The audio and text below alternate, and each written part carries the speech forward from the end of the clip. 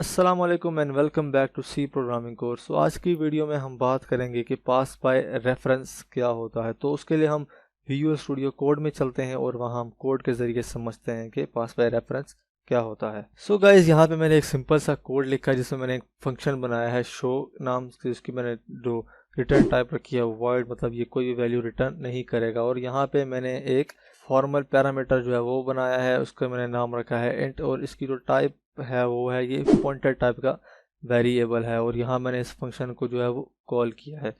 सो अब देखते हैं कि पास बाय रेफरेंस क्या होता है। सो जो पास बाय रेफरेंस होता है वो एक पैरामीटर पासिंग मैकेनिज्म है जिसके अंदर जो हम एक्चुअल पैरामीटर होता है, जो एक्चुअल पैरामीटर होता है वो जब वो वाला पैरामीटर होता है जो हम फंक्शन के अंदर जो है वो पास करवा रहे हैं। तो इसके अंदर जो हम एक्चुअल पैरामीटर्स होता है उसका हम एड्रेस पास करते हैं।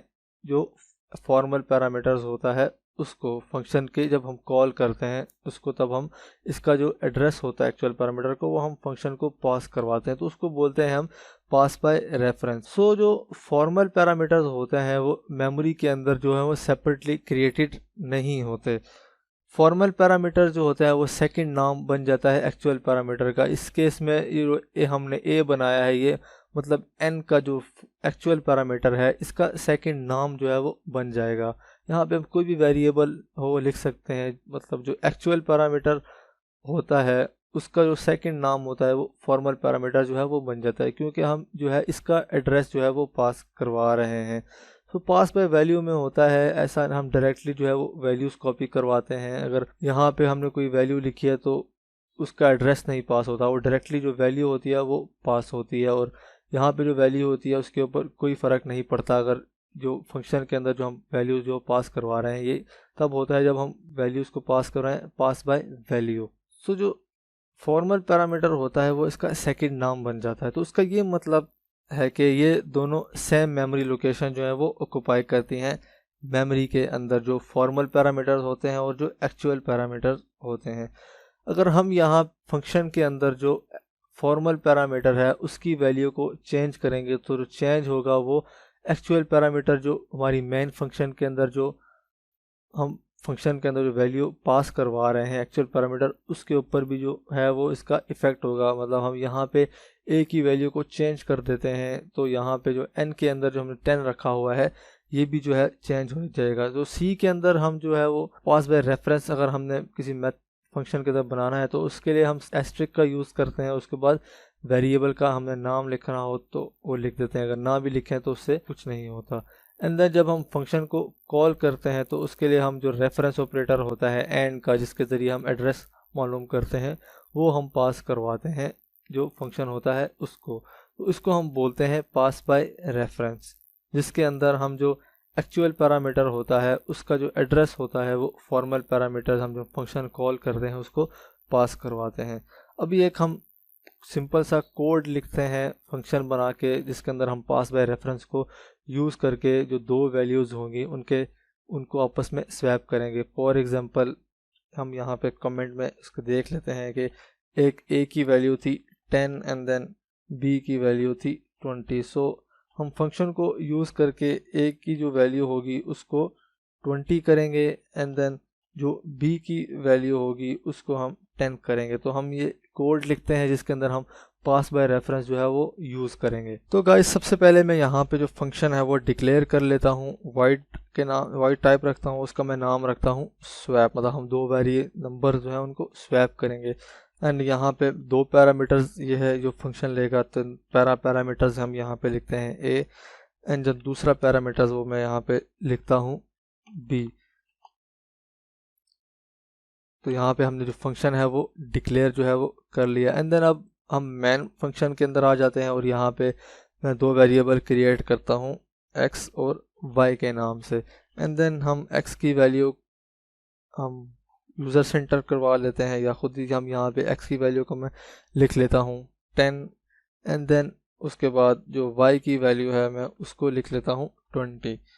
एंड देन उसके बाद हम जो है फंक्शन की जो डेफिनेशन है वो लिखते हैं। तो उसके लिए मैं यहाँ पे वाइड स्वैप लिखता हूँ एंड देन उसी तरह जो फंक्शन का हेडर होता है वो लिखता हूँ देन हमने इसके वेरिएबल का नाम लिया था a एंड देन उसके बाद इंट b। अब हम फंक्शन की डेफिनेशन है बॉडी वो लिखते हैं। तो इसके लिए हमें यहाँ पे एक तीसरा जो वेरिएबल है वो बनाना पड़ेगा। एक वेरिएबल मैं यहाँ बना लेता हूँ इन टी के नाम से, मतलब जिसके अंदर हम जो एड्रेस है वो स्टोर करवाएंगे दूसरे वेरिएबल का। एंड देन यहाँ पे सबसे पहले मैं टी के अंदर जो ए हमारी है यहाँ पे उसका जो एड्रेस है वो स्टोर करवा लेता हूँ। मतलब जो वैल्यूज़ होंगी वो इसकी जो वैल्यू होगी वो टी के अंदर जो है वो चली जाएगी। इस एड्रेस के ऊपर जो वैल्यू होगी वो टी के अंदर जाके सेव हो जाएगी। तो मैं यहाँ पे लिखता हूँ एस्ट्रिक ए एंड देन उसके बाद मैं जो बी की वैल्यू है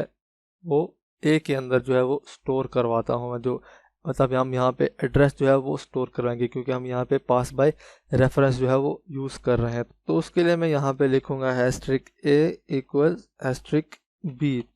तो इससे ये होगा कि जो बी का एड्रेस होगा वो ए के अंदर कॉपी हो जाएगा। तो इससे ये मेन फंक्शन के जब हम वैल्यूज़ पास करेंगे तो जो बी के अंदर वैल्यू होगी वो ए के अंदर चली जाएगी। एंड देन अब ए की जो वैल्यू थी वो हमने टी के अंदर रखी थी, तो अब हमने वो बी के अंदर जो है वो स्टोर करवानी है। तो उसके लिए मैं यहाँ पे हैस्ट्रिक बी लिखूँगा और जो ए का एड्रेस है वो हमने टी के अंदर जो है वो स्टोर करवाया, मतलब उसकी जो वैल्यू होगी वो टी के अंदर है। देन हम बी के अंदर वापस से ए की वैल्यू जो है वो स्टोर करवा लेते हैं। अब हम यहाँ मेन फंक्शन के अंदर वापस आ जाते हैं और यहाँ पे हम जो है वो कुछ स्टेटमेंट्स लिखते हैं। सबसे पहले हम देखते हैं कि सबसे पहले मैं लिख लेता हूँ कि वैल्यू बिफोर स्वैपिंग। मैं यहाँ पे बिफोर स्वैपिंग जो है उससे जो पहले वैल्यूज़ हैं वो प्रिंट करवा लेता हूँ। देन नेक्स्ट लाइन में जाने के लिए स्लैश एन एंड देन उसके बाद यहाँ पे जो वैल्यूज़ होंगी मैं वो प्रिंट करवा लूँगा। तो उसके लिए मैं यहाँ पे सबसे पहले लिखता हूँ x इक्वल्स एंड देन यहाँ पे %d लिख लेता हूँ। एंड देन उसके बाद नेक्स्ट लाइन में चले जाते हैं हम यहाँ पे और देन यहाँ पे मैं वापस से जो x की वैल्यू है उसको प्रिंट करवा लूँगा। एंड देन मैं अभी इसी स्टेटमेंट को कॉपी कर लेता हूँ y की वैल्यू को प्रिंट करवाने के लिए। तो मैं यहाँ पे लिख लेता हूँ y एंड देन यहाँ पे y। अब हम फंक्शन को जो है वो कॉल करेंगे एंड देन उसके जो वैल्यूज़ हैं उनका जो एड्रेस है मतलब वो पास करवाएंगे। तो मैं यहाँ पे फंक्शन कॉल कर लेता हूँ स्वैप। और अब हमने वैल्यूज़ पास करवानी है, मतलब एड्रेस पास करवाना है। तो उसके लिए मैं यहाँ पे हमें लिखना पड़ेगा सबसे पहले एंड का साइन, जो मतलब रेफरेंस ऑपरेटर होता है सी लैंग्वेज के अंदर हम यूज़ करते हैं। एंड देन उसके बाद जो वेरिएबल का नाम होगा हम वो लिखेंगे। तो यहाँ पे हमने जो एक्चुअल पैरामीटर्स हैं उनका एड्रेस पास करवाना है। तो सबसे पहले जो है हमने x पास करवाना है x एंड देन उसके बाद कोमा लगा के एंड का साइन एंड देन फिर y। अब हम यहाँ पे सेमीकोलन लगा देते हैं। अब हमने फंक्शन के अंदर जो x और y का एड्रेस है वो पास करवा दिया, मतलब जो x और y के अंदर जो वैल्यूज़ होंगी वो a और b को मिल जाएंगी। एंड देन उसके बाद जो फंक्शन होगा वो उनकी वैल्यूज़ को स्वैप करके हमें जो है वो रिजल्ट देगा।